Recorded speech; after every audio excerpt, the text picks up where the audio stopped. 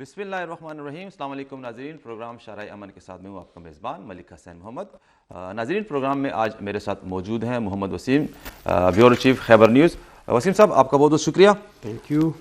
ناظرین آج ہم بات کر رہے ہیں کہ خیبر پختونخوا میں ایک دفعہ پھر دہشت گردی کی نئی لہر کا آغاز ہو چکا ہے, اور اس کی ایک کڑی اگر ہم بات کریں تو 2 دن پہلے یعنی پیر کے دن خیبر پختونخوا کے کیپٹل پشاور میں ایف سی ہیڈ کوارٹر صدر میں خودکش ناکام حملہ کیا گیا, اور 3 دہشت گردوں نے اس حملے میں ہمارے ایف سی 3 اہلکار کو شہید کیا, اور تینوں دہشت گردوں کو جہنم واصل کیا گیا.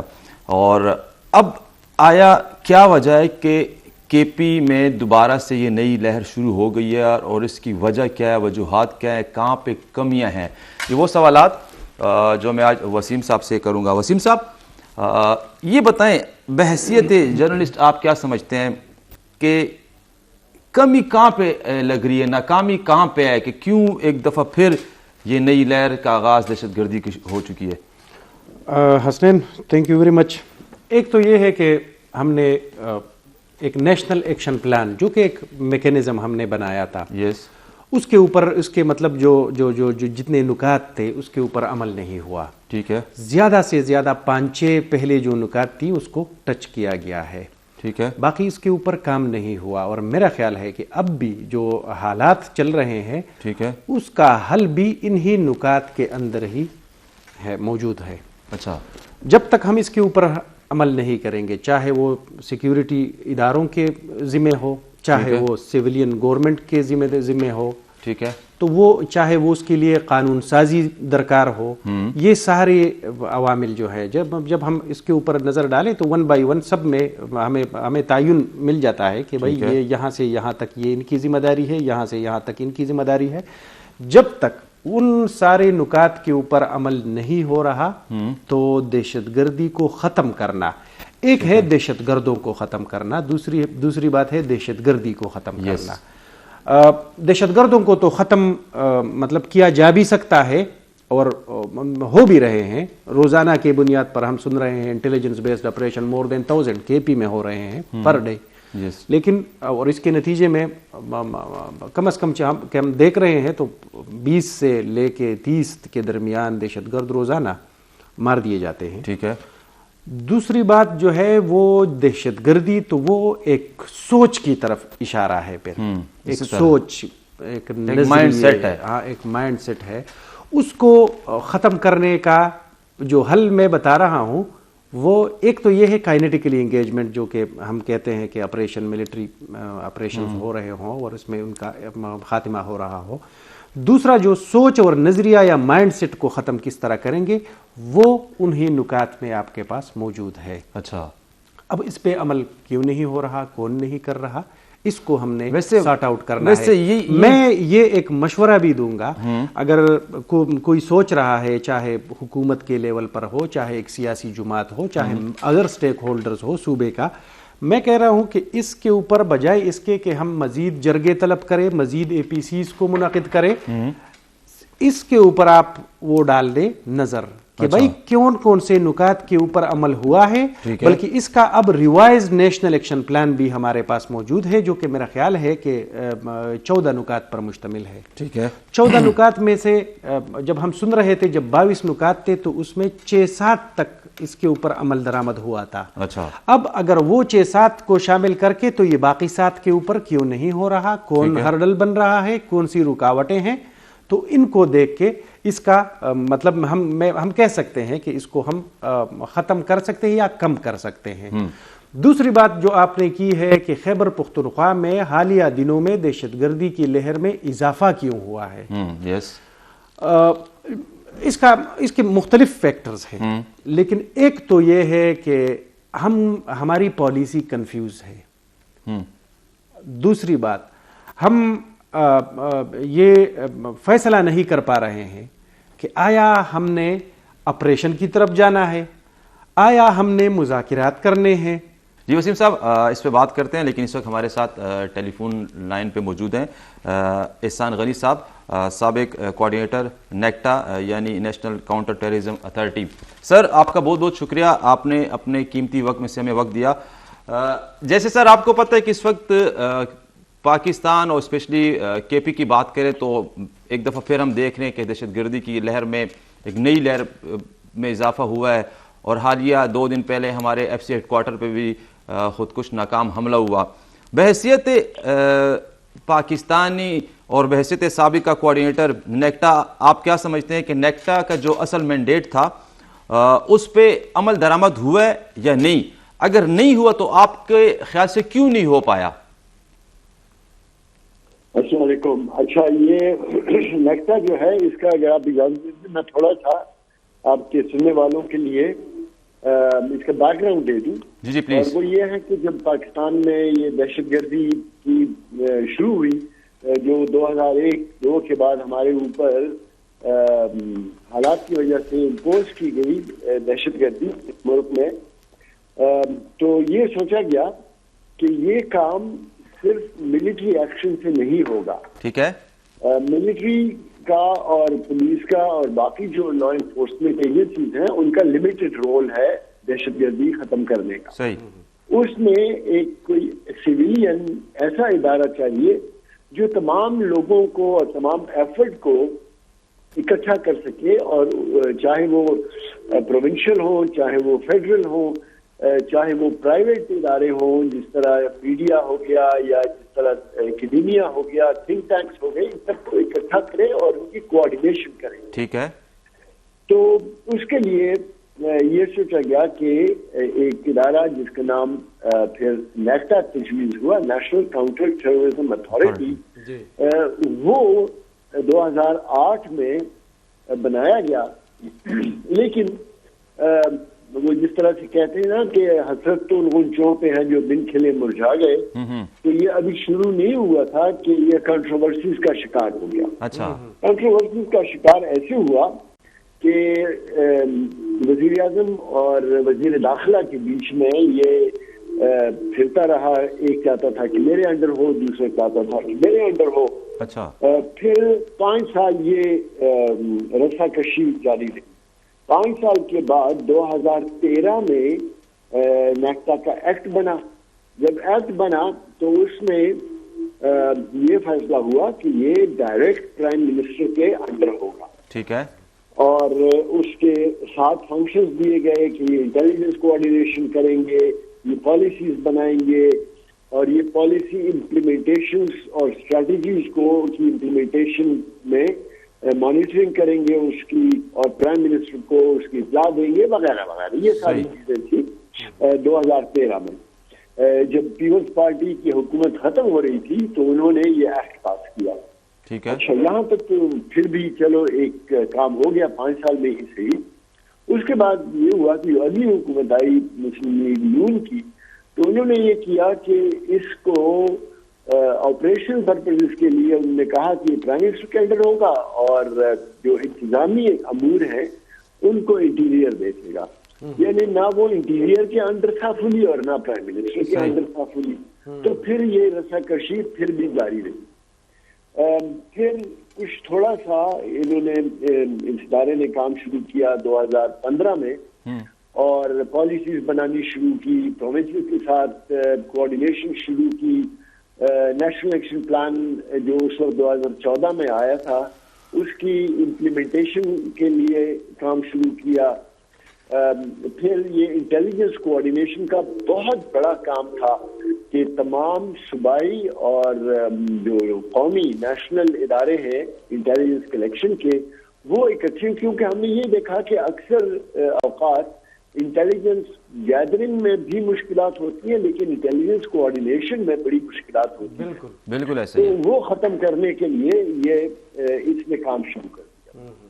اب یوں ہوا کہ کچھ عرصہ تو کام جاری رہا, لیکن جو حکومت ہے اس وقت کی ان کا بالکل کوئی فوکس نہیں تھا اس ادارے کو مضبوط کرنے میں, سوائے اس کے کہ ہم نے بڑی کوشش کی تو الگ ایک دفتر ہم نے اس کا قائم کیا, پھر اس کی فنڈنگ بڑھائی, پھر اس میں پالیسیز بنانا شروع کی کہ جو انتہا پسندی ہے اس کو ختم کیا جائے، اور جو ہم کہتے ہیں کہ فائنینسنگ جو دہشت گردی کی ہے اس کو ختم کیا جائے، اور لوگوں کو یہ بتایا جائے کہ یہ کوئی جو ہم جس طرف جا رہے ہیں یہ ٹھیک نہیں ہے وغیرہ وغیرہ، بہت سارا کام، کافی چیزیں پھر اس میں ہوئی۔ پھر یہ ہوا کہ 2018 میں پھر حکومت تبدیل ہوئی۔ جب حکومت تبدیل ہوئی تو پھر انہوں نے یہ کیا کہ اس ادارے کو لے آئے انٹیریئر کے اندر، یعنی پہلے رساکشی، پھر پرائم منسٹر، پھر رساکشی، اور پھر انٹیریئر کے اندر لے آئے۔ اور جو اس کا سب سے اہم کام تھا یعنی انٹیلیجنس گیدرنگ اور اس کی تقسیم کرنا، شیئرنگ انٹیلیجنس، اس ونگ کو بالکل ہی ختم کر دیا۔ اچھا، کہ اس کی کوئی ضرورت نہیں ہے۔ اور پھر یہ ایک میوزیکل چیئر کی طرح ایک نیشنل کوآرڈینیٹر آتا تھا، دوسرا جاتا تھا، کچھ عرصے کے لیے رہتا تھا، پھر چلا جاتا تھا، کبھی کوئی افسر ہوتا تھا کبھی نہیں ہوتا تھا، بہت عرصے تک تو اس کا سربراہ ہی نہیں تھا۔ تو جب آپ ایک قومی ادارے کو، نیشنل کاؤنٹر ٹیررزم، نیشنل قومی ادارہ تھا، اور اس کو آپ ایک کھلونا سمجھ کے استعمال کریں گے تو ظاہر ہے اس کو جو آپ کام دیں گے، جو اس کے اغراض و مقاصد ہیں وہ دیں گے تو وہ تو نہیں کرے گا۔ پھر پچھلے یہ والی حکومت جب آئی تو انہوں نے دیکھا کہ ابھی بھی اس بارے میں تھوڑی بہت جان ہے، تو انہوں نے اس کو وہ بھی اس کے گلے پہ چھری گھما کے پھرا کے اور اس کو بالکل ہی ختم کر دیا۔ اس وقت جو میں نے آپ کو کہا کہ انٹیلیجنس کلیکشن کا جو کام تھا وہ تھا جوائنٹ انٹیلیجنس ڈائریکٹوریٹ، جو 2018 میں اس نے کام شروع کر دیا تھا اور پھر اس کو ختم کر دیا، اور اب اس کی جگہ ایک اور ادارہ اسی نیکٹا میں لے آئے۔ تو اگر اس وقت یعنی 2018 میں اگر اس کے کام کو جاری رکھتے تو 7 سال بعد یعنی 2025 میں وہ ایک مضبوط تناور درخت بن چکا ہوتا۔ یہ نہیں کہ اب ایک ادارہ کو ختم کیا آپ نے، وہ بھی جاری ہے، دوسرا ادارہ شروع کر کے بھی۔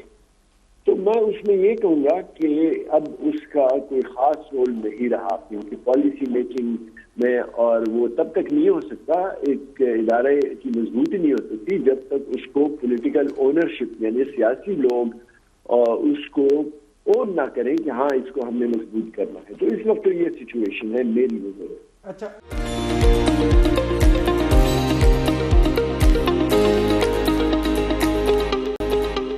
احسان غنی صاحب، ماضی میں جو واقعات پیش آتے تھے بنو جیل بریک کا، تو اسی ٹائم بھی ہم سیکیورٹی ایکسپرٹس کو یہ سنتے تھے کہ اب مطلب اداروں کی اپنی انٹیلیجنس ہوتی ہے لیکن ایک ادارے کو دوسرے ادارے کی انٹیلیجنس کا پتہ نہیں چلتا۔ تو اس حوالے سے یا اسی مناسبت سے یہ نیکٹا بنایا گیا، لیکن جو آپ بتا رہے ہیں کہ 2008 میں نیکٹا بنایا گیا اور 2015 میں یہ فعال بنایا یا فعال ہوا، تو یہ تو وہ کروشل ٹائم تھا، 7 سال صرف ایک ادارے کو بننے اور فعال بننے میں لگ گئے۔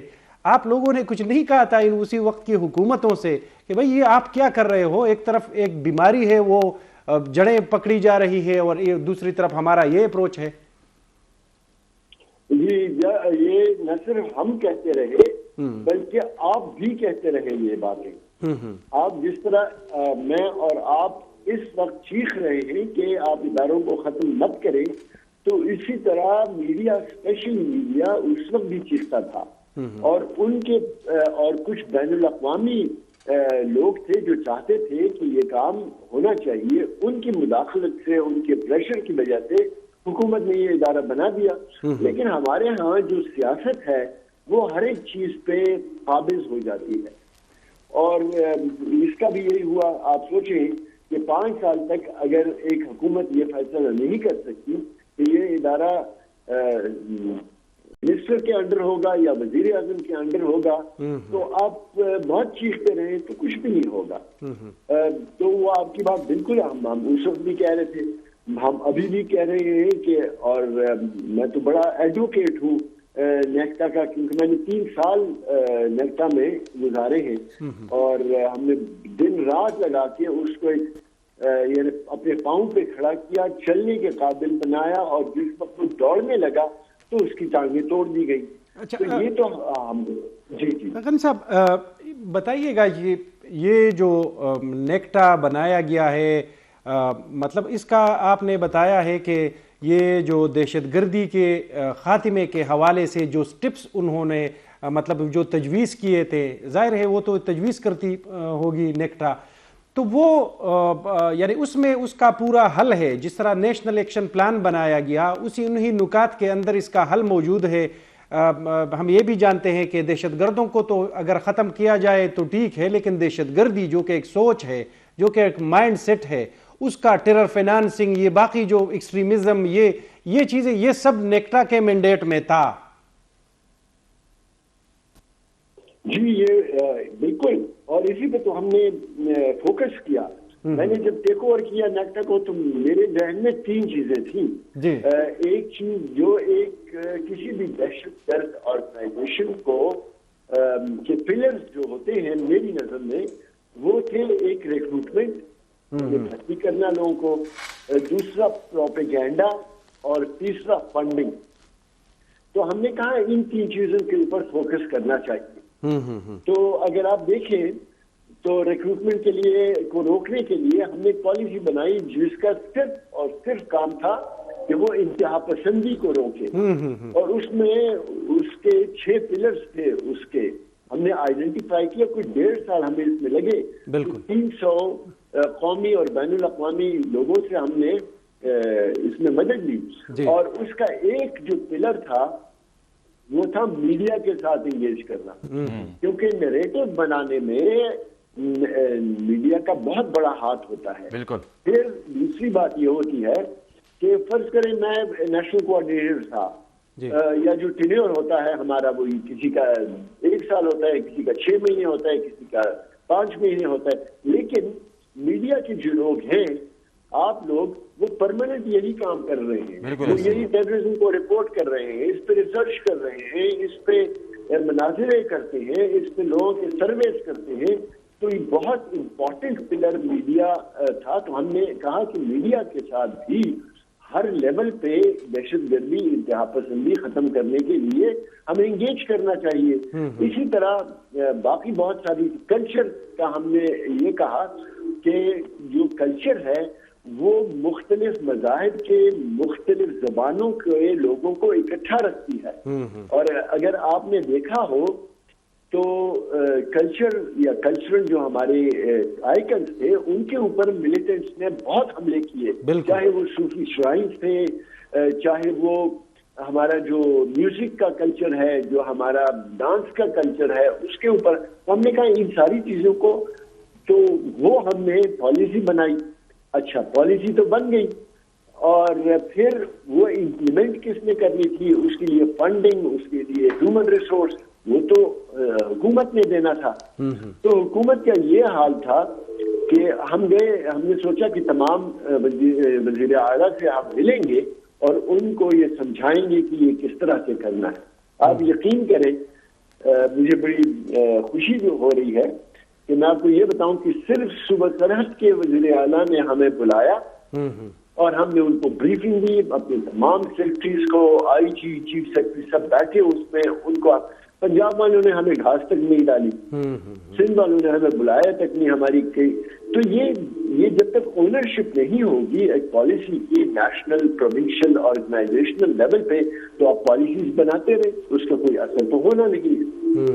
ٹھیک ہے غنی صاحب, میں یہاں پہ ایک عام کوشچن پوچھنا چاہتا ہوں. اس وقت تقریباً ہر دوسرا پاکستانی اور ہر دوسرے پاکستانی کے ذہن میں یہ ایک سوال ہے. ابھی حالیہ حملے کو ہم دیکھیں ایف سی ہیڈ کوارٹر پر, تو یہی سوال ہوتا ہے جی کہ ہماری انٹیلیجنس اداروں کو, سیکیورٹی اداروں کو یہ اطلاع آ جاتی ہے کہ جی اتنے خودکش جو ہیں وہ پاکستان کی حدود میں داخل ہو چکے ہیں, تو کچھ ایک اٹیک ہو سکتا ہے. تو ایک عام شہری کہتے ہیں کہ آیا کیا وجہ ہے کہ ہماری انٹیلیجنس کو یہ خبر پہنچ جاتی ہے لیکن اس تک ہم کیوں نہیں ان کو گرفتار کر پاتے؟ آپ کے خیال سے خلا کہاں پہ ہے, کہاں پہ ایک مین پوائنٹ ہے جو ہمیں اس تک نہیں پہنچنے دے پا رہا؟ اچھا اس میں دو چیزیں، میں ایک آپ کو وہ آپ کی انفارمیشن کے لیے، I'm sure آپ کو پتا ہوگا 9/11 جب ہو رہا تھا جی تو اس سے پہلے 23 کلوز ملے تھے CIA اور FBI کو کہ یہ ہو رہا، ٹھیک ہے 23 ان میں کسی پہ عمل نہیں کیا گیا. ٹھیک ہے. وہ اس لیے کہ پہلی بات جو مغرب میں جب یہ کولڈ وار ختم ہوئی اور روس ٹوٹ گیا تو امریکہ نے کہا اب تو ہمارے کوئی خطرہ نہیں ہے، تو لہٰذا انہوں نے انٹیلیجنس ایجنسیز کی فنڈنگ بھی کم کر دی، ان کی ریکروٹمنٹ بھی کم کر دی، اس کے اوپر فوکس کم کر دیا. اور دوسرا انٹیلیجنس کوآرڈینیشن نہیں تھی بٹوین جو لوکل ایجنسیز ہیں، FBI ہے، CIA ہے وغیرہ. تو آپ کو علم ہوگا کہ اس کے بعد انہوں نے ہوم لینڈ سیکیورٹی بنا دی تاکہ کوآرڈینیشن بہتر ہو سکے. بالکل. اب یہاں پہ آتے ہیں تو ہوا یوں، جس طرح میں نے پہلے کہا کہ 2002 کے بعد یہ تو دہشت گردی ہمارے اوپر مسلط ہو گئی. بالکل. اچھا اس وقت جو ہماری ایجنسیز تھی ان کا کوئی خاص اس میں رول نہیں تھا، لیکن آہستہ آہستہ انہوں نے بھی اپنے سورسز ڈیولپ کیے، فنڈنگ بہتر ہو گئی، سارا کچھ ہو گیا. کوآرڈینیشن کا پھر بھی فقدان رہا، اور اس فقدان کو ختم کرنے کے لیے ہم نے پھر نیکٹا کے اندر جوائنٹ انٹیلیجنس ڈائریکٹوریٹ بنایا. اچھا. تو ایک تو فوکس کی اور اس کی بات ہوتی. دوسری جو آپ نے بات کی اس کا جواب یہ ہے میری نظر میں کہ جب انٹیلیجنس کی اطلاع آتی ہے تو وہ بڑی ویگ سی اطلاع ہوتی ہے. بہت کم ایسا ہوا ہے کہ سالڈ ملے انفارمیشن تو اس پہ عمل ہو جاتا ہے. اچھا جو بعض ویگ ہوتی ہے، مثلا میں آپ کو یہ بتا دوں کہ ایک ٹیلی فون آتا ہے سپوز وزیرستان سے مردان میں جی، اور وہ کہتے ہیں مردان کو کہ بس ہم نے گاڑی تیار کر لی ہے اور گاڑی آ رہی ہے اور اس میں 2 لوگ ہیں اور وہ آپ کے پاس پہنچیں گے تو پھر وہ آپ وہ والا کام کر دینا. اب یہ انفارمیشن آ گئی. اب آپ یہ سوچیں کہ مردان میں ہر منٹ کتنی گاڑیاں انٹر ہوتی ہیں 24 گھنٹے کے دوران، اور وہ کب آتے ہیں وغیرہ وغیرہ. تو وہ اس لیے مشکل پتہ تو چل جاتا ہے، وہ الرٹ ایشو ہو جاتا ہے مردان کے لیے کہ آپ کے ہاں کچھ ہونے والا ہے، لیکن سالڈ نہیں ہوتا. ایک بات. دوسری بات یہ ہوتی ہے کہ جو ہمارے ایڈورسریز ہیں، یعنی جو جن لوگوں کے ساتھ ہماری لڑائی ہے یا جن لوگوں کی ہمارے ساتھ لڑائی ہے، وہ یوں کرتے ہیں کہ ہر کچھ دنوں کے بعد ان کو پتا ہوتا ہے کہ ٹیلی فون مانیٹر ہو رہے ہیں ہمارے، وہ کہتے ہیں بس تیار ہیں اور آ رہے ہیں، تو وہ الرٹس اس پہ بھی جاری ہو جاتے ہیں. اچھا جب ضلع میں وہ الرٹس پہنچتے ہیں تو ان کو وہ اہمیت نہیں دی جاتی، چونکہ دن میں اگر 3 الرٹ آ رہے ہیں، کبھی کہتے ہیں اسکول پہ حملہ ہوگا، کبھی کہتے ہیں بازار پہ حملہ ہوگا، کبھی کہتے ہیں مسجد میں حملہ ہوگا، تو وہ کتنی چیزوں کو وہ کور کر سکتے ہیں. میری نظر میں ان سب کا علاج یہ ہے کہ ہم جو 3 پلرز میں نے آپ کو بتائے ہیں، یعنی ایک پلر تو ہو گیا ریکروٹمنٹ، تو اس کے لیے پالیسی تیار پڑی ہے، اس کو اٹھا کے وہ چونکہ ہم نے بنائی تھی 2017 میں، تو اس کو اٹھا کے 2025 کے مطابق لے آئیں اور اس کو امپلیمنٹ کرنا شروع کر دیں. دوسرا ہے پروپیگینڈا.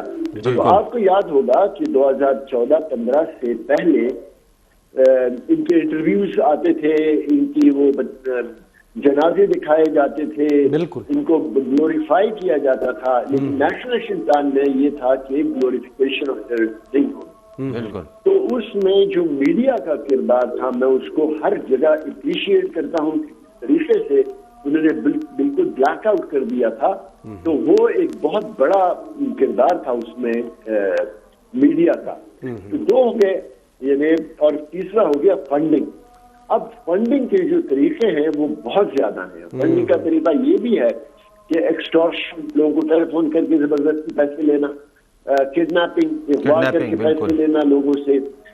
پھر لوگ اپنی جن لوگوں کو ان کا نیریٹو پسند ہے اور جو سمجھتے ہیں کہ وہ اچھا کام کر رہے ہیں، وہ ان کو چندے دیتے ہیں. منشیات کا سب سے بڑا جو کمپوننٹ آتا ہے وہ جو باہر کی ایجنسیاں ہیں اور باہر کے جو ہمارے دشمن ممالک ہیں وہ ان کی فنڈنگ کرتے ہیں اور آپ کے پاس ان کے ثبوت ہیں. تو جب تک ہم یہ ان تینوں کو ہمیں چاہیے کہ ایک ساتھ ان کو ٹیکل کیا جائے, چاہے پولیٹیشن پہ بھی ہو, آرگنائزیشنل سطح پہ بھی ہو, تو تب جا کے اگر, اور سب سے اہم میں اکثر یہ بات کرتا ہوں اور آپ کو ایک میں ریسرچ کا ایک وہ دیتا ہوں, آپ اپنی ٹیم سے کہیں. یس پلیز. اچھا کہیں کہ وزیر اعظم صاحب نے یہ پچھلے وٹ ایور 3 سال جو یہ رہے ہیں وزیر اعظم, تو انہوں نے پشاور کی کتنے دورے کیے ہیں, انہوں نے کرم کی کتنے دورے کیے ہیں, آپ کے جو وزیر داخلہ ہیں وہ کتنی دفعہ آئے ہیں اور انہوں نے آپ کا پوچھا ہے, سوائے مذمت سے تو نہیں ہوگا نا. بالکل اسی طرح. یس. آپ چیک کریں اور ان کے باہر اور ان کے دیکھیں کہ باہر کے دورے کتنے ہیں اور کمپیئر کریں کہ آپ کے اوپر, صوبے کے اوپر, بلوچستان کے اوپر ان کا کتنا فوکس ہے. ان کا صرف اور صرف مذمت کی حد تک فوکس ہے اور کوئی فوکس نہیں ان کا. تو جب تک ان کا فوکس نہیں ہوگا, اچھا پھر صوبائی حکومت کے ساتھ دشمنیاں کھڑی کی ہوئی ہیں. صوبائی حکومت اور قومی حکومت جو ہے انہوں نے مل کے اس مسئلے کو حل کرنا ہے. بالکل. تو اگر آپ دوسرے سے روٹھے ہوئے ہیں اور بات بھی نہیں کر رہے ایک دوسرے کے ساتھ, تو وہ تو ان کو آپ نے کھلا میدان دیا ہوا ہے.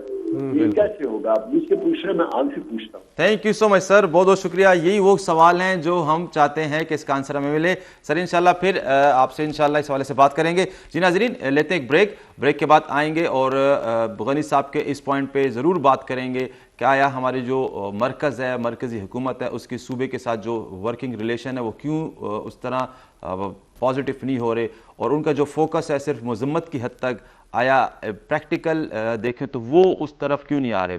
لیتے ہیں بریک کے بعد پھر اس بارے میں بات کرتے ہیں.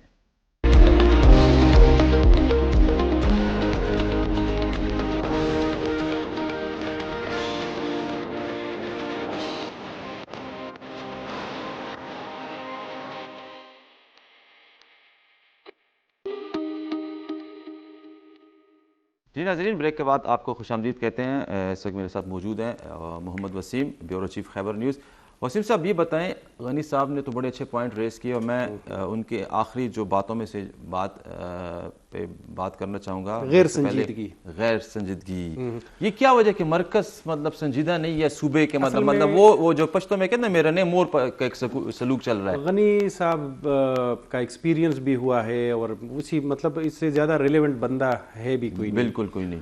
انہوں نے جس طرح کہا ہے کہ پنجاب نے جب ہم گئے تھے, مطلب ایز اے نیکٹا کوآرڈینیٹر جب ہم گئے, پنجاب نے بالکل ویلکم ہی نہیں کیا. اچھا, اسی طرح سندھ کا وہ بتا رہے ہیں.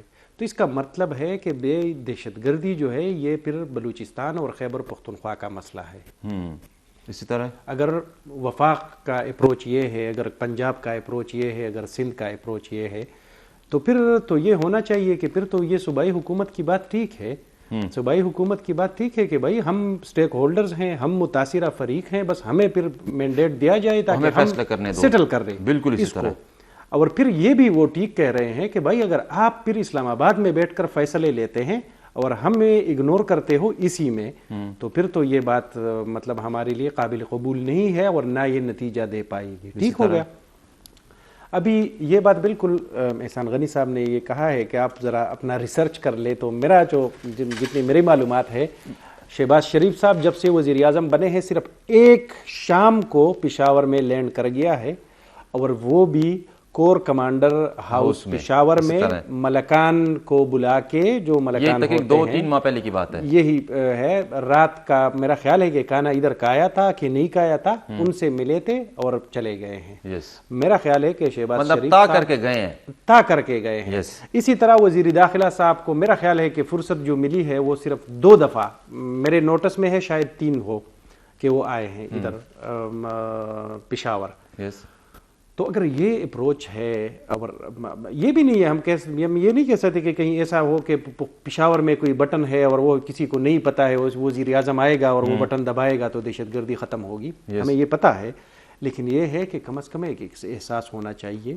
یہ بھی نہیں ہے کہ پشاور میں دھماکہ ہوتا ہے تو اس کا مطلب ہے کہ یہ پاکستان کے ایک شہر میں دھماکہ ہوا ہے. یہ نہ ہو کہ یہ خیبر پختونخوا میں ہوا ہے. بالکل اسی طرح ابھی موجودہ ٹائم میں جو ورکنگ ریلیشن ہے بالکل میرا خیال ہے کہ زیرو ہے صوبے کا اور مرکز کا, اسی طرح ایون صوبے کا اور پنجاب کا. بالکل پولیٹیکلی اتنا ڈویژن ہو گیا ہے, یہ ماحول اتنا ڈیوائیڈ ہو گیا ہے کہ آپ اس میں بیٹھنے اور مشورہ کرنے اس کا آپ سوچ بھی نہیں سکتے, اتنا زیادہ پریشر بنا ہے. ایک طرف ایک پارٹی نے ایک شخصیت کو آگے کیا ہے, کہہ رہے ہیں کہ اگر وہ اس کے حوالے سے کچھ فیصلہ نہیں, اس کو کچھ وہ نہیں ہوتا, وہ رہا نہیں ہوتے, وہ اس کے ساتھ ظلم زیادتی بند نہیں کرتے تو ملک نہیں چلے گا. بالکل. دوسری طرف سے اس طرف سے بھی ہٹ درمی کا مظاہرہ ہے. تو یہ ہے کہ اور سفر کون ہو رہا ہے؟ سفر ہم ہو رہے ہیں, کے پی کی عوام ہو رہی ہے, کے پی کی عوام ہو رہی ہے, قربانیاں بھی دے رہے, شہادتیں بھی دے رہے, لیکن شہادتیں کب تک دیں گے لوگ؟ ہاں, اور صرف کے پی کی عوام زیادہ تر نہیں, وہ ٹھیک ہے, چلے مسئلہ خیبر پختونخوا میں ہے, جغرافیائی بھی ہے, یہاں پر تھوڑا سا وہ ہے فیکٹرز جو ہے ملیٹنسی کے لیے جو سازگار ماحول ہوتا ہے وہ زیادہ یہاں پر ہے, اس میں ہماری بھی نااہلیاں ہیں, ہماری صوبائی حکومتوں کی یا سویلین حکومتوں کی بھی نااہلیاں ہے, وہ ٹھیک ہے, وہ ہم مان رہے ہیں. لیکن کیا یہ ایک صوبہ پھر اپنی طرف سے ڈیسیجن لے لے؟ وسیم صاحب اس پہ بات کریں گے. اس وقت ہمیں ٹیلی فون لائن پہ جوائن کیا ہے اختر شاہ صاحب, سابق آئی جی پی خیبر پختونخوا. شاہ صاحب آپ کا بہت بہت شکریہ, آپ نے ہمیں اپنے قیمتی وقت میں سے وقت دیا. شاہ صاحب آپ کے نالج میں بھی ہے کہ اس وقت کے پی میں دہشت گردی کی ایک نئی لہر کا آغاز ہو چکا ہے. بحیثیت پولیس آفیسر آپ کیا سمجھتے ہیں کہ پولیس کے ریفارمز پر ہر حکومت دعویٰ کرتی ہے کہ جی ہم نے ریفارمز کیے ہیں, آپ کے خیال سے عملی طور پر کیا بڑی غلطیاں ہوئی ہیں یا ہونے جا رہی ہیں؟ آپ ریفارمز کے حوالے سے بات کر رہے ہیں یا اوور آل پالیسیز کے حوالے سے؟ ریفارمز کے حوالے سے جی, کیونکہ جو بھی گورنمنٹ ہو وہ یہ کہتے ہیں کہ ہم نے جی کافی ریفارمز کی ہے پولیس کے حوالے سے. تو آپ کے خیال سے ریفارمز میں کوئی ایسی غلطیاں ہوئی ہیں جس کا ہمیں وہ جو رزلٹ ابھی تک ہم بھگت رہے ہیں؟ میں یہ کہوں گا پہلے تو اوور آل پالیسی جو ہے گزشتہ 45 سالوں کی, ہم مختلف جو بنیادی طور پہ یہ جو جنگ زمین پہ لائی گئی ہے, یہ تو جو بین الاقوامی سپر پاور سے ان کی مفادات کی جنگ تھی جس میں ہم نے کندھا دیا, ہم ایز اے پراکسی استعمال ہوتے رہے. بالکل, نو ڈاؤٹ. اور اس کی وجہ سے یہاں پر یہ اس قسم کی تنظیمیں بھی بنی. ایک زمانے میں جہاد کو ہم نے اپنایا, پھر افغانستان میں جو کچھ ہم نے کیا امریکہ کے ساتھ مل کر, یہ اس کا خمیازہ آج ہم بھگت رہے ہیں. تو وہ سب سے بڑی تو غلطی یہ ہوئی ہے کہ ہم نے خود ایک وقت میں یہ مذہبی کارڈ استعمال کیا. بالکل, افغانستان میں جب انقلاب آیا تھا اس وقت یہ تمام جہادی تنظیمیں بنی اور انہوں نے پھر مختلف شکلیں اپنائی اور آخر میں یہ تحریک طالبان کی صورت میں افغانستان میں بھی ظاہر ہوئے اور پھر 9/11 کے بعد یہاں بھی ہم نے دیکھا. تو یہ ایک بنیادی غلطی تو یہ تھی. پھر جب 9/11 ہوا تو اس میں ہماری اسٹریٹجک جو الائنمنٹ تھی امریکہ کے ساتھ وہ ڈس ارے ہو گئی, منتشر ہو گئی. تو وہ پھر یہاں پر وہ پرانی جو جہادی تنظیمیں تھی ان میں سپلنٹرز گروپ بن گئے اور انہوں نے بھی حملے پاکستان کے سیکیورٹی داروں پہ بھی شروع کر دی, اس میں پولیس بھی شامل ہے. شروع میں تو پولیس اتنی منظم نہیں تھی, ایک یہاں پر ہماری CTD ہوتی تھی وہ بھی آرگنائز کرائم کے خلاف تھی. پھر آہستہ آہستہ ریسپانس سسٹم بنا, افرادی قوت بھی زیادہ ہوئی, ایلیٹ فورس بھی بنی, کاؤنٹر ٹیررزم ڈپارٹمنٹ بھی بنا, ہر قسم کا اسلحہ بھی آیا. لیکن پھر ابھی حال ہی میں جو مرجر ہوا جو ہمارے جس کو ہم قبائلی علاقے کہتے ہیں, تو وہاں پر خاصادار اور لیویز تھے. وہ تو پہلے سے آزمائے ہوئے تھے. وہ تو اس وقت آپ کو پتہ ہے کہ ان علاقوں میں متوازی تنظیمیں حکومتیں بن گئی تھی. حکومت رٹ نام کی کوئی چیز نہیں تھی. یہ تو ضرب عضب جو آپریشن ہوا تو اس کی وجہ سے وہ علاقے فزیکلی خالی کیے گئے. جو وہاں ملیٹنٹ تنظیمیں تھی وہ منتشر ہوئی, وہ اکراس دا بارڈر افغانستان چلے گئے. لیکن ان کی تنظیمی حیثیت ختم نہیں ہوئی. لیکن ہم یہ محسوس کرتے کہ شاید حالات بڑے بہتر ہو گئے ہیں. پھر ہم آگے دوبارہ خوش فہمی میں رہے افغانستان میں. جب وہاں پھر اب طالبان آئے تو ہمارا یہ خیال تھا کہ وہ بڑے موافق ہوں گے, لیکن اس طرح سے نہیں ہوا. ہم شاید تیار نہیں تھے اور ہم نے جو جرگے کیے اس سے پہلے ہی ہم نے ان کو اجازت دے دی، وہ اس طرف آ گئے، تو آج ہم اس کا خمیازہ بھگت رہے ہیں. لیکن چونکہ یہاں کی خصوصی صورتحال تھی، اس لیے آرٹیکل 245 جو ہمارے آئین کا ہے اس کے تحت یہاں پر فوج بھی ریکوزیشن ہے، فرنٹیئر کور بھی ہے، فرنٹیئر کانسٹیبلری بھی کام کر رہی ہے، بالکل، اور پولیس. جہاں تک مرج علاقے ہیں تو یہاں تو پہلے سے جب لیوی، اب تو لیوی صرف شکل بن گئی ہے، پولیس ہو گئی ہے. یکدم 1 سال یا 2 میں تو ان کی کیپیسٹی اس معیار تک نہیں پہنچ سکتی جو کہ دیگر ہماری پولیس کی معیار ہے. وہاں تو کلفٹ ایریا میں 245 کے تحت آلریڈی وہ فیڈرلی ایڈمنسٹریٹ ڈائریکٹلی فیڈریشن اس کو مانیٹر کر رہی تھی، تو فوج وہاں پر ڈپلائڈ تھی. پھر جو ہمارا action in aid of civil power ہے ریگولیشن، اس کے تحت ان کو اختیارات ملے ہوئے تھے. تو اس وقت بھی اصل کردار آرمی اور فیڈرل کور کا تھا اور آج بھی ہے. تو اگر وہاں پر دہشت گردی کو روکنا ہے، کنٹین کرنا ہے، تو آرمی کا ایک اہم، پولیس کا اور ایک سپورٹو رول ہے وہاں پر، کیونکہ وہاں پر انٹرنیشنل بارڈرز بھی آ جاتے ہیں. جہاں انٹرنیشنل بارڈر آئیں گے وہاں پر آرمی یا فرنٹیئر کور کا رول بنتا ہے. اچھا شاہ صاحب، آپ نے افغانستان کا ذکر بھی کر دیا اور خاص کر خیبر پختونخوا میں دہشت گردی کے حوالے سے افغانستان کو نظر انداز کر بھی نہیں سکتے.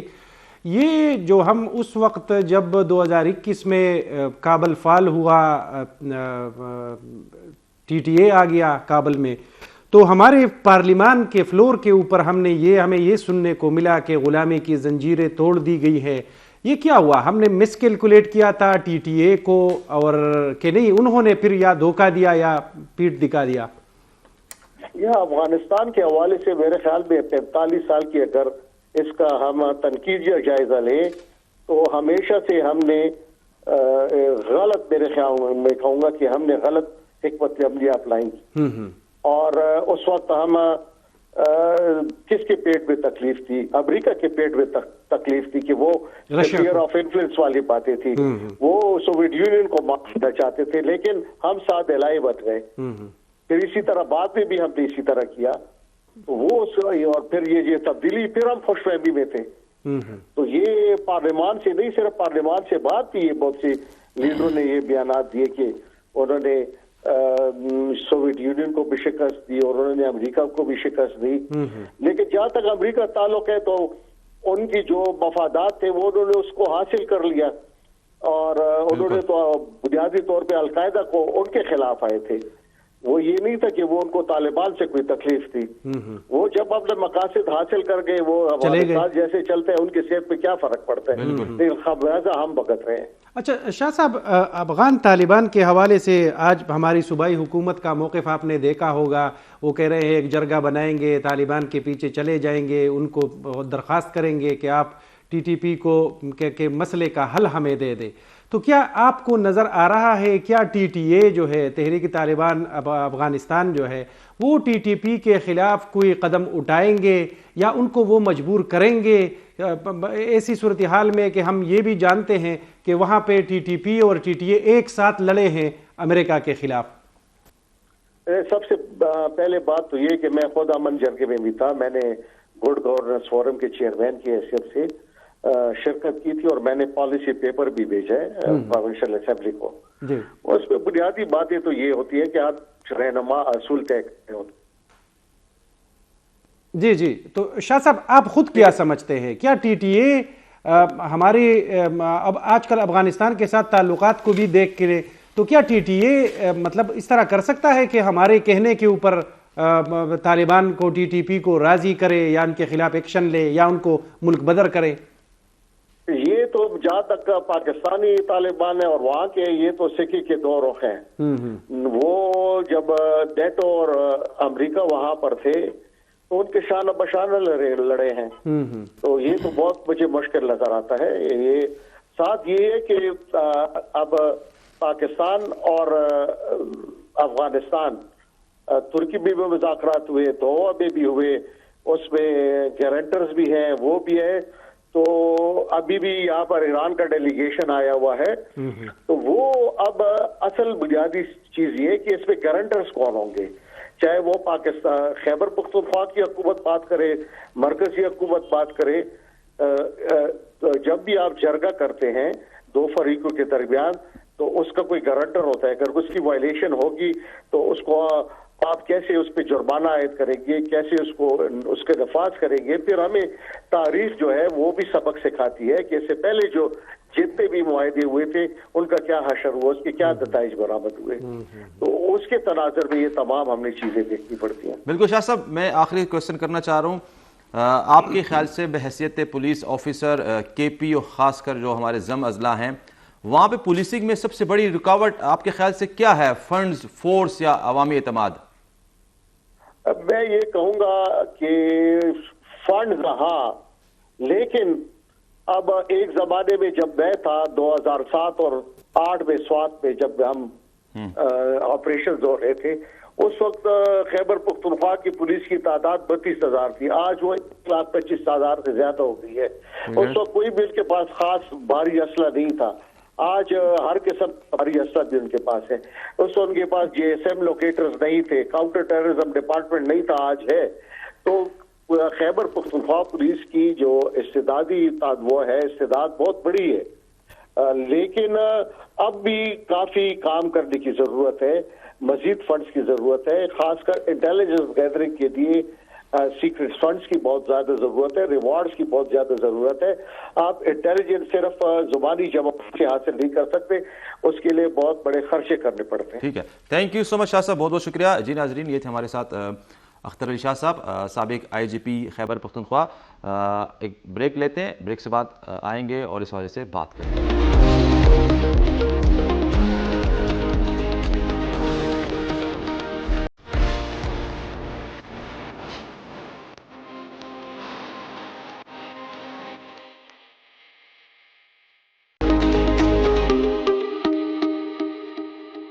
جی ناظرین، بریک کے بعد آپ کو خوش آمدید کہتے ہیں پروگرام میں، اور اس وقت ہمیں پروگرام میں جوائن کیا ہے نور Alam Khan advocate, security expert. نور عالم صاحب، آپ کا بہت بہت شکریہ. نور عالم صاحب، آپ کے خیال سے کہ ہم اس سے پہلے ہم نے احسان غنی صاحب سے بات کی، اختر علی شاہ صاحب سابق IGP KP سے بات کی، اور ان کی باتوں سے یہی لگ رہا ہے کہ اس وقت اگر مرکز اور صوبے کی بات کریں تو خلیج کافی زیادہ ہے. تو آپ کیا سمجھتے ہیں کہ خیبر پختونخوا حکومت اور مرکزی حکومت کے درمیان جو خلیج برقرار ہے وہ KP میں جو خودکش حملے ہیں یا ٹیررزم ہے اور یا دہشت گردی میں جو اضافہ ہے اس کا باعث بن رہا ہے؟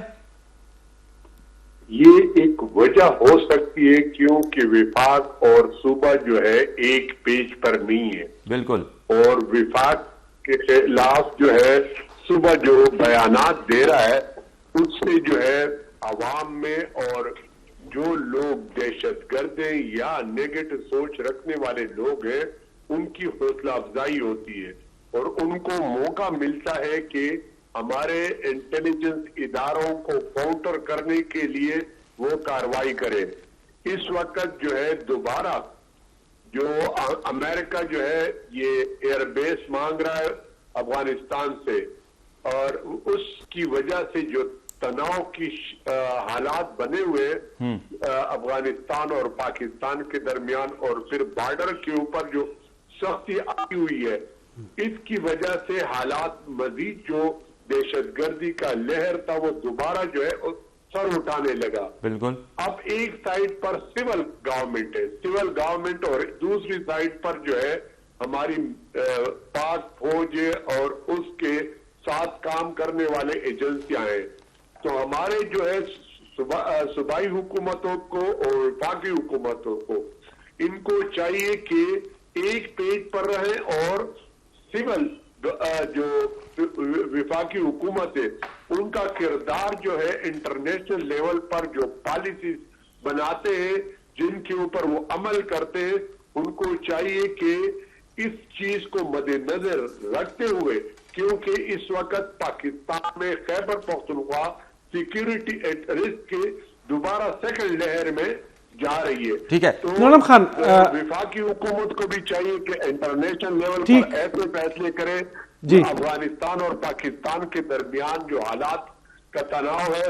دوسرا یہ کہ افغانستان جو ہے بار بار اس قسم کی बयानात दे रहे हैं कि अगर हमने बॉर्डर बंद कर दिया तो पाकिस्तान का ये तिजारत और वो नुकसान उसको होगा। मैं कहता हूं कि जरूरत तो उनकी है, क्योंकि सबसे बड़ी जो बॉर्डर का लाइन चल रहा है वो पाकिस्तान के साथ है। बिल्कुल इसी तमाम तरह लोगों के साथ उनके जो है पहले भी बॉर्डर थे। अब वहां पर ताजिकिस्तान या उज्बेकिस्तान की बात है तो वहां पर तो पहले भी उनका जो है वहां पर काफी जो कम्युनिटी है वो वहां पर रहते, तो उनसे पहले भी इस तरह तिजारत ताल्लुकात नहीं थे। सारा अफगानिस्तान, काबल और पश्तून बेल्ट जो है वो पाकिस्तान के बगैर उनका कोई वो नहीं है। नूर खान, अगर यहाँ से कराची से, क्योंकि ना वहां पर अगर वो इंडिया, ईरान आगे पीछे से जाएंगे तो उनको बहुत महंगा पड़ेगा। ये वाहिद रूट है। ठीक है, अगर अफगानिस्तान के साथ सिविलियन गवर्नमेंट जो है अच्छे तरीके से इस इशू को सेटल कर दे, इंटरनेशनल कम्युनिटी को ये बता दे कि हम सबसे पहले पाकिस्तान के अंदरूनी हालात जो है वो प्राइम ड्यूटी के तौर पर है, और फिर जो है अकेला पाकिस्तान चल भी नहीं सकता है, उसको दुनिया के साथ चलना होगा। तो हमारा जो इदारे पाक फौज है या एजेंसियां हैं या सिविल गवर्नमेंट है, जब तक ये एक पेज पर नहीं होंगे और इनके जो कौमी मफादात के इश्यूज हैं उसके ऊपर जो है एक होना चाहिए और अपने कौम और मुल्क के लिए सोचना चाहिए। नूर आलम खान, आपने ये कि यहाँ पर देखें आप, पुलिस जो है उसके साथ आवाम का तावन नहीं है।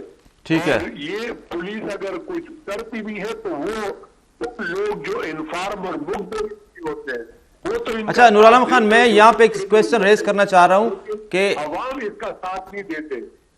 अच्छा नूर आलम खान, मैं यहाँ पे क्वेश्चन रेज करना चाह रहा हूँ, आपने भी इस हवाले से बात की इंटेलिजेंस शेयरिंग के हवाले से, और इससे पहले भी बात होती रही। आपके ख्याल से वफाक और सूबे के दरमियान अगर इंटेलिजेंस शेयरिंग की बात करें या इंटेलिजेंस गैदरिंग की बात करें तो सबसे बड़ा मसला क्या है? टेक्निकल अगर हम के या सियासी के या कोई इदारा जाती कोई मसला दरपेश है?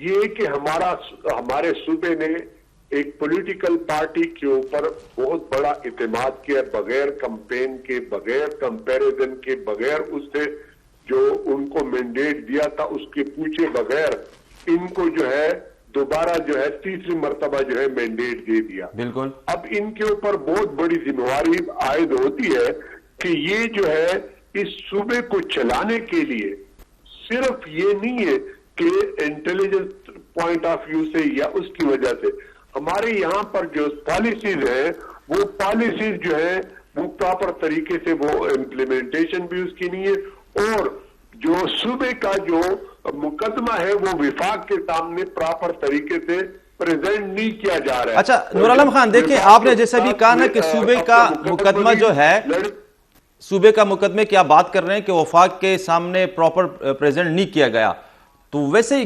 बहैसियत सिक्योरिटी एक्सपर्ट आप क्या समझते हैं कि इससे पहले कई हुकूमतें आई हैं मुख्तलिफ जमातों की, तो किस जमात की तरफ से ये गलती कोताही हुई है? सूबों को दोबारा जो है उनको कमजोर किया जा रहा है और विफाक मजबूत हो रहा है, जो कि हमारा पुराना डिमांड था कि सूबों को इख्तियार मिलना चाहिए, और फिर सूबों ने जो है उस इख्तियार को मिसयूज कर दिया। ठीक है, थैंक यू सो मच जी, बहुत बहुत शुक्रिया जी। नाजरीन, ये थे हमारे साथ Noor Alam Khan advocate, security expert. Wasim साहब, मैं यहाँ पे बात ये करना चाह रहा था, मुख्तलिफ नूर आलम खान ने एक बात कही है, जी। मैं कोशिश कर रहा था कि इनसे इस पर इनकी राय ले लें। एक तो यहाँ पर कोई ब्लेम लेने को तैयार नहीं है, क्योंकि अभी जो उसी टाइम में मरकजी हुकूमत थी पीटीआई की, उसी टाइम वो हमें बता रहे हैं कि भाई हमें मिलिट्री एस्टेब्लिशमेंट ने बिठा के हमें बताया है कि भाई ये ऑपरेशन हल नहीं है, हम मुज़ाकिरात के जरिए दहशतगर्दों को इंगेज कर रहे हैं। बिल्कुल, वो कह रहे हैं ये इनका इनिशिएटिव था, जबकि मौजूदा फौज क़ियादत जो है वो कह रही है, अस्करी क़ियादत जो है वो कह रही है कि नहीं, ये आज आप उनके बयानात को देख ले पीटीआई के, आज भी पीटीआई वाले यही कह रहे हैं नहीं ऑपरेशन हल नहीं है, मुज़ाकिरात की तरफ जाएंगे। तो फिर इसको ब्लेम को फिर लेना चाहिए। ये है, मैं तो कहता हूं कि इसी सूरत हाल में मेरा ख्याल है डिसीजन लेना चाहिए। तारीख बाद में फैसला करेगा کہ مطلب ڈیسیجن ٹھیک نہیں تھا یا لیکن یونانیمس ڈیسیجن ہو, یہ نہ ہو کہ مرکز ایک طرف جا رہا ہو اور صوبہ ایک طرف جا رہا ہے, دوسری طرف جا رہا ہے. وسیم صاحب آخری کویسچن, 1 منٹ کا مجھے اشارہ کیا جا رہا ہے, عوام اس وقت ہمیں دیکھ رہی ہے, میرے خیبر نیوز کے ناظرین اور K2 کے ناظرین کے لیے, کہ بحثیت صحافی کیا سمجھتے ہیں کہ اس سے پہلے کئی حکومتیں آئی ہیں اور کس حکومت کی طرف سے ایسی غلطی سرزد ہوئی ہے دہشت گردی کے خلاف جنگ میں کہ اس کی قیمت آج تک ہماری پورے پاکستان اسپیشلی KP کے عوام کو چکانی پڑ رہی ہے؟ میرا خیال ہے کہ نیشنل ایکشن پلان جب سے بنا ہے اور جب سے جو حکومتیں آئی ہیں, مرکز کی بات کر رہے ہیں, صوبہ تو خیر ایک یونٹ ہے, لیکن جو مرکز میں جو حکومتیں ہیں, میرا خیال ہے کہ اب وقت آیا ہے کہ اس کے اوپر بحث کی جائے کہ بھائی کون کی جائے کہ عمل کیا جائے. نہ بحث کی جائے, تعین کیا جائے کہ بھائی یہ پوائنٹس ہیں اور اس کے اوپر عمل نہیں ہو رہا, اس کے لیے ڈیزائرڈ یا ریکوائرڈ قانون سازی کیوں نہیں ہوئی. اور اسی طرح یہ بھی ہے, اینٹی ٹیررزم کورٹس ہم نے بنائے ہیں, تو اب اس میں وہ کہہ رہے ہیں کہ ایک بندے کو بارود سمیت پکڑیں, لیکن وہ بارود اگر اس کے ساتھ کمرے میں پڑا ہو تو یہ مطلب ہی از ناٹ گلٹی, پھر اس کو آزاد چھوڑا جاتا ہے. لیکن اگر وہ کہتے ہیں کہ نہیں شواہد ٹھیک نہیں تھے, شواہد تگڑے نہیں تھے, کل آپ اپنے ATC جو ہمارے ہم کل میں ایک خبر میری نظر سے گزری ہے, کوہاٹ, بنو اور اسی ڈویژن کے علاقوں میں ایکویٹل ہوا, یعنی لوگوں کو آزاد کیا گیا. تو آزاد کرنے کے لیے میرا خیال ہے کہ دیکھیں اب سیکیورٹی اداروں کے پاس ایسا بھی اپریٹس نہیں ہے کہ وہ کوئی مووی یا فلم تو نہیں ہے کہ وہ